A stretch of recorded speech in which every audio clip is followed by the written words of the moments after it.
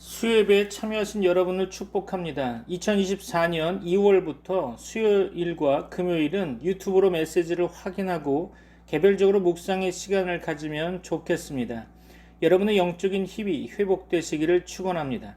주중 예배 설교 본문으로 요한계시록을 선택해서 1년 정도 말씀을 나누려고 합니다. 많은 은혜가 있으시기를 바랍니다. 오늘은 4월 3일 수요일 11번째로 요한계시록 3장 7절로 13절 말씀을 본문으로 정했습니다. 오늘 본문 요한계시록 3장 7절로 13절 다 같이 합독하겠습니다. 빌라델비아 교회의 사자에게 편지하라. 거룩하고 진실하사 다윗의 열쇠를 가지시니 곧 열면 닫을 사람이 없고 닫으면 열 사람이 없는 그가 이르시되 볼지어다 내가 네 앞에 열린 문을 두었으되 능히 닫을 사람이 없으리라. 내가 네 행위를 아노니 네가 작은 능력을 가지고서도 내 말을 지키며 내 이름을 배반하지 아니하였도다. 보라 사탄의 회당 곧 자칭 유대인이라 하나 그렇지 아니하고 거짓말하는 자들 중에서 몇을 내게 주어 그들로 와서 내 발 앞에 절하게 하고 내가 너를 사랑하는 줄을 알게 하리라. 네가 나의 인내의 말씀을 지켰은즉 내가 또한 너를 지켜 시험의 때를 면하게 하리니 이는 장차 온 세상에 임하여 땅에 거하는 자들을 시험할 때라. 내가 속히 오리니 네가 가진 것을 굳게 잡아 아무도 내 면류관을 빼앗지 못하게 하라. 이기는 자는 내 하나님 성전에 기둥이 되게 하리니 그가 결코 다시 나가지 아니하리라. 내가 하나님의 이름과 하나님의 성 곧 하늘에서 내 하나님께로부터 내려오는 새 예루살렘의 이름과 나의 새 이름을 그의 위에 기록하리라. 귀 있는 자는 성령이 교회들에게 하시는 말씀을 들을지어다. 아멘. 주님께서는 6번째 교회인 빌라델비아 교회에게 편지를 쓰고 있습니다. 빌라델비아의 뜻은 형제, 사랑이라는 뜻이죠. 이처럼 빌라델비아 교회는 책망을 받지 않고 칭찬만 들었던 교회입니다. 서문학 교회와 같이 능력이 적음에도 불구하고 최선을 다해 복음을 지켰던 교회죠. 빌라델비아 도시는 사대 동남쪽으로 약 40km 떨어진 지점에 위치한 도시입니다. 사도들이 사역하던 당시 빌라델비아 도시 전체 인구는 약 1000명 정도였습니다. 이곳은 지진이 자주 일어나는 곳으로 농업과 목양하는 농민들이 사는 작은 도시였죠. 빌라델비아도 다른 도시처럼 우상을 섬기던 도시였습니다. 주민들이 섬기던 신은 디오니소스 신을 섬겼는데 이 신은 술의 신입니다. 농민들은 디오니소스 신전에서 제사를 드리고 포도주를 마시며 춤을 추고 향락을 즐겼습니다. 빌라델비아의 유명한 농산물은 포도죠.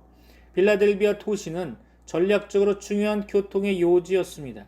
1세기 당시 빌라델비아는 사대 버가모 트로이를 거쳐 로마로 가는 관문이었죠. 주님께서는 빌라델비아 교회에 편지를 보내고 있습니다. 고대 전승에 의하면 바울이 그의 친척 누기오를 빌라델비아 교회의 첫 번째 감독으로 임명했다고도 합니다. 로마서 16장 21절 볼까요?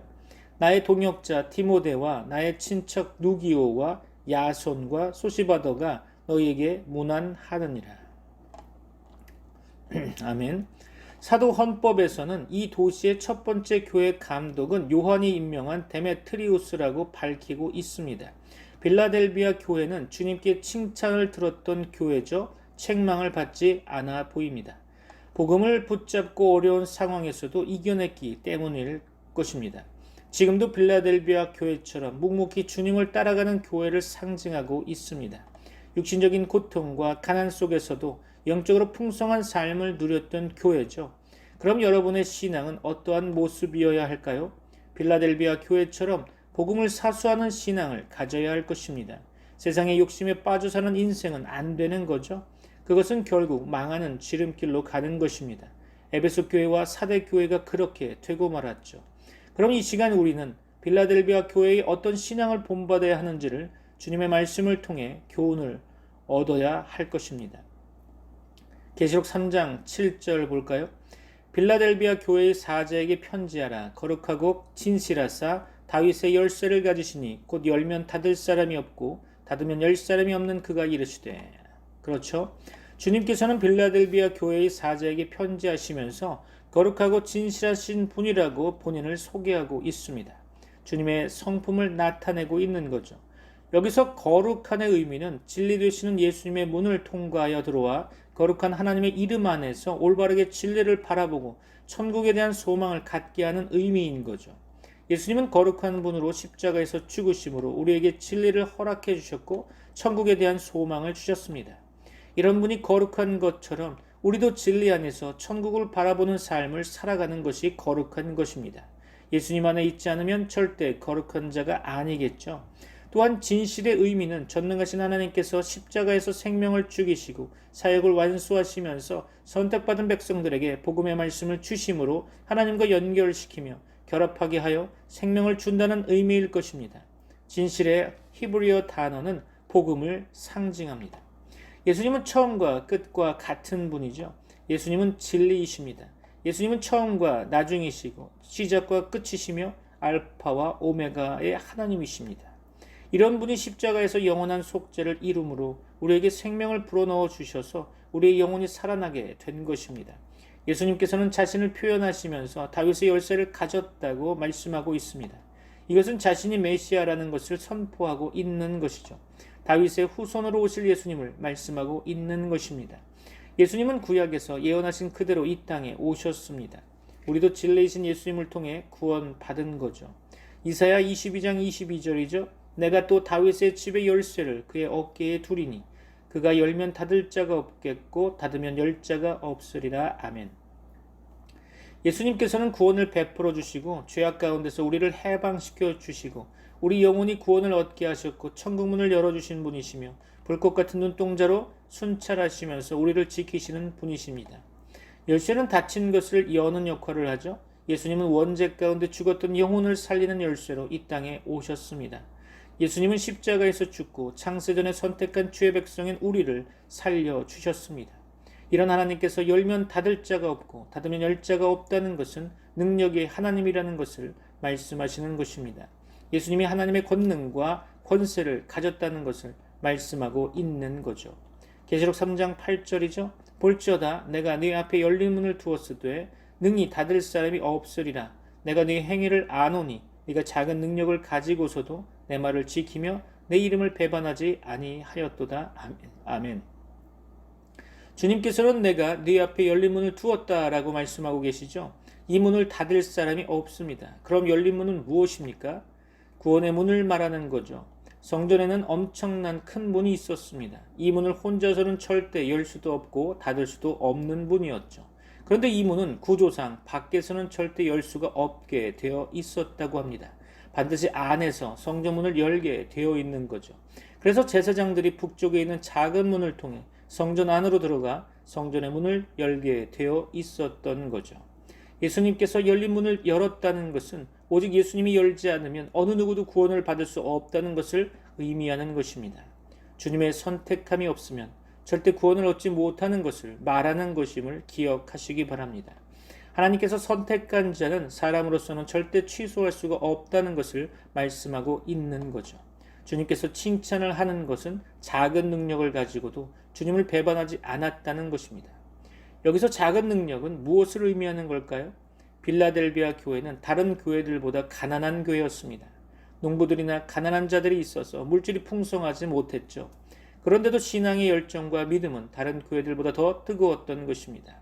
오직 복음을 사수하는 일에 앞장섰고 주님을 위해 자신들의 목숨을 버려도 아까워하지 않는 교회가 바로 빌라델비아 교회였던 거죠.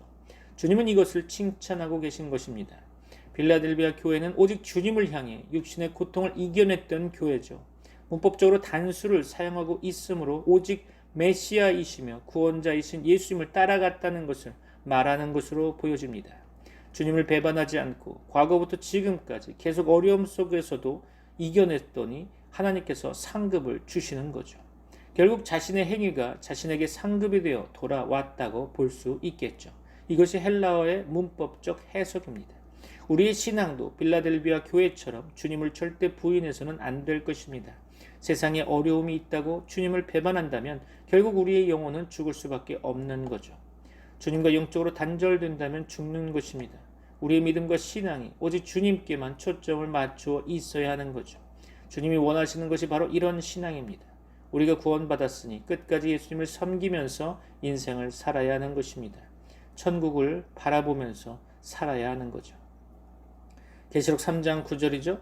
보라 사탄의 회당 곧 자칭 유대인이라 하나 그렇지 아니하고 거짓말하는 자들 중에서 몇을 내게 주어 그들로 와서 네 발 앞에 절하게 하고 내가 너를 사랑하는 줄을 알게 하리라. 그렇죠. 빌라델비아에는 자칭 유대인이라 하는 사탄의 회당이 있었습니다. 그들은 예수님을 부인하고 부정하는 자들, 곧 거짓말을 하는 자들이었죠. 거짓 선지자들은 하나같이 예수님을 부인하고 부정합니다.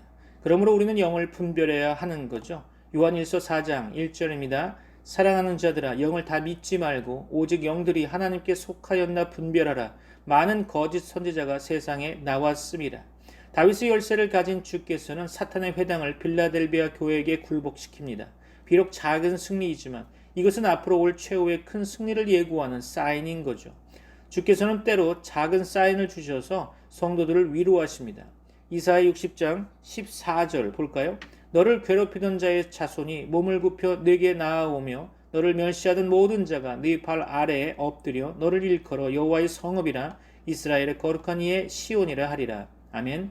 여호와의 성읍 이스라엘의 거룩한 이의 시온은 거룩한 성 새 예루살렘 곧 교회 하나님의 백성을 가리키는 거죠. 그러나 주께서는 빌라델비아 교회를 향하여 너희는 거룩한 성 새 예루살렘 하나님의 백성이라는 사실을 새삼 확인시켜 주십니다. 이 말씀이 그들에게 얼마나 큰 위로와 격려가 되었을까요? 계시록 3장 11절입니다. 내가 속히 오리니 네가 가진 것을 굳게 잡아 아무도 내 면류관을 빼앗지 못하게 하라. 아멘. 주님께서는 속히 오신다고 말씀하시면서 네가 가진 것을 굳게 잡고 아무에게도 면류관을 빼앗기지 말라고 말씀하십니다. 그럼 우리가 잡고 있어야 하는 것은 무엇일까요? 바로 복음입니다. 복음을 빼앗기지 말라고 당부하시는 말씀이죠. 또한 면류관은 상급을 말씀하시는 겁니다. 지금까지 주님을 위해 헌신하며 충성했던 것들을 사탄에게 빼앗기지 말라는 것이죠. 이것은 하루아침에 교만해져 결국 자신을 높이는 자가 되지 말라는 것을 의미하는 것으로 보여집니다. 면류관은 운동 경기에서 승리한 사람들이 쓰던 월궤관을 상징하는 단어로 사용되었음을 보게 됩니다. 마지막 승리한 자가 얻은 기쁨을 말하는 거죠. 올림픽에 출전하기 위해 4년의 고통을 견디고 훈련을 하게 되죠. 엄청난 육신의 고통스러운 훈련을 이기고 출전하여 상대 선수와 싸워 승리하면 최고의 영광인 면류관을 받게 되는 것이죠. 이처럼 영적인 싸움도 이 세상에서 고통스럽지만 끝까지 싸워 승리하면 하나님께서 마지막에 면류관을 씌워주시는 것입니다. 계시록 3장 12절이죠. 이기는 자는 내 하나님 성전의 기둥이 되게 하리니 그가 결코 다시 나가지 아니하리라. 내가 하나님의 이름과 하나님의 성 곧 하늘에서 내 하나님께로부터 내려오는 새 예루살렘의 이름과 나의 새 이름을 그의 위에 기록하리라. 아멘. 주님께서 이기는 자는 하나님 성전의 기둥이 되게 하신다고 말씀하십니다. 빌라델비아 도시는 지진이 많이 일어났던 도시입니다. 그래서 집을 지을 때 기초를 튼튼히 쌓고 기둥이 쓰러지지 않도록 세웠습니다. 지진에도 무너지지 않는 집을 지었던 거죠. 주님께서는 이렇게 성전의 기둥을 삼아 영원히 넘어지지 않는 자가 되게 하겠다는 것을 의미합니다.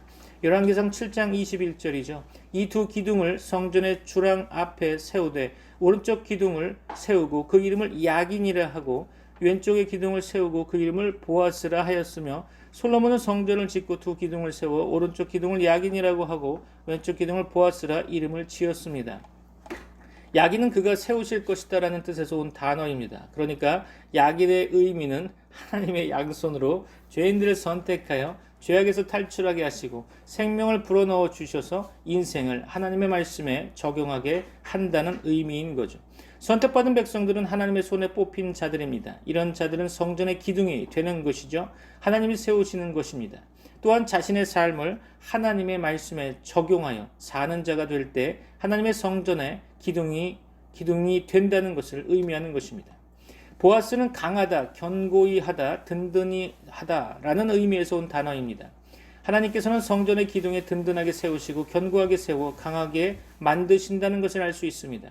하나님이 세우시면 누구도 무너뜨릴 수가 없겠죠. 복음을 끝까지 붙잡고 믿음을 지킨 자들에게는 주님께서 새 예루살렘의 이름과 주님의 새 이름을 기록해 주시겠다고 말씀하십니다. 새 예루살렘의 이름은 거듭난 자들을 의미하는 거겠죠. 니고데모가 거듭난 자처럼 예수님의 이름으로 인하여 영적으로 새롭게 태어난 자들을 의미하는 것입니다. 주님의 새 이름을 성전 기둥에 새겨주신다는 것이죠. 결국 마음에 확실한 구원의 확인 도장을 새겨주시는 것을 의미한다고 보입니다. 성령께서 인쳐주시는 놀라운 은혜가 있는 자들을 말씀하고 있는 거죠. 우리는 성전의 기둥으로 흔들리지 않는 믿음을 가지고 있어야 할 것입니다. 구원의 확신을 가지지 못하면 흔들리는 거죠. 사탄의 미혹에 빠져 시험에 걸려 넘어지는 것입니다. 결국 마지막 날에 불못에 던져질 수밖에 없는 거죠. 성전의 기둥으로 선택받은 자들은 절대 흔들리지 않게 되는 것이죠. 하나님께서 힘 주시기 때문입니다. 구원받은 이름이 성전 기둥에 새겨지는 놀라운 은혜가 있는 것입니다. 여러분에게 이와 같은 은혜가 임하시기를 축복합니다. 계시록 3장 13절이죠. 귀 있는 자는 성령이 교회들에게 하시는 말씀을 들을지어다. 아멘. 주님께서는 귀 있는 자는 성령이 교회들에게 하시는 말씀을 들으라고 했습니다. 그럼 귀 있는 자는 누구일까요? 히브리어로 깊이 생각하다, 순종하다, 깨닫다라는 의미의 단어로 구성되어 있는데요.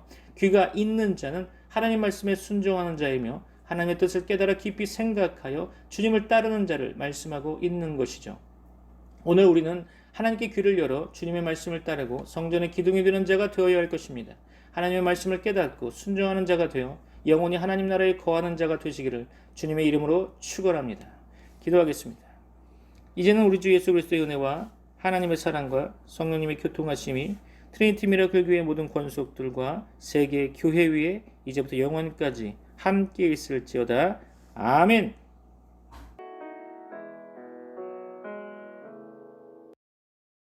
예수 가장 귀한 그 이름 예수 언제나 기도 들으사 오 예수 나의 손 잡아주시는 가장 귀한 그 이름